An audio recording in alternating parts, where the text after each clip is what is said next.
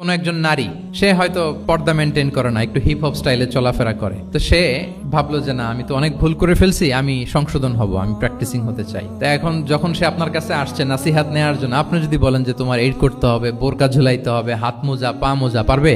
এ বলবে আগে যা ছিলাম ভালোই ছিলাম। তাকে একটু একটু করে বোঝাতে হবে, মানে এই হেজাব এটা কেন, হ্যাঁ, কাভারিং আওরা এটা কেন কেন এটা করতে, এটা বেনিফিটটা আগে বুঝালেন যে Islam consider women as a queen, নারীকে ইসলাম কি হিসেবে কনসিডার করে?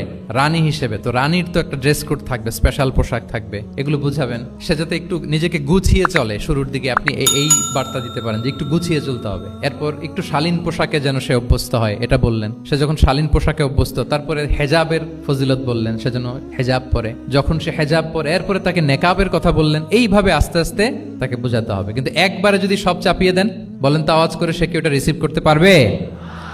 কারণ এই যে গ্রাজুয়ালিটি আর তাদাররুজ, এই সিস্টেমটা আপনি ভায়োলেট করেছেন, করেন নাই। একটু একটু করে বললে এটা মানুষের ফিতরাতের সাথেও যায়, তার নেচারের সাথেও যায়।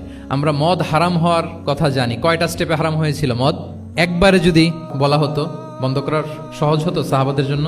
হতো না। অনেকে আছে দেখবেন যে চেইন স্মোকার, তো যে চেইন স্মোকার, আপনি যদি বলেন যে এটা হারাম, আজকেই তোমার বাদ দিতে হবে, হারাম, এটা খেতে পারবে না, পারবে? ও দুনিয়া সব বাদ দিতে পারবে, সিগারেট বাদ দিতে পারবে না। তো তারে কি করতে হবে? ফ্লেক্সিবিলিটি দিতে হবে, যে আস্তে আস্তে ছাড়েন।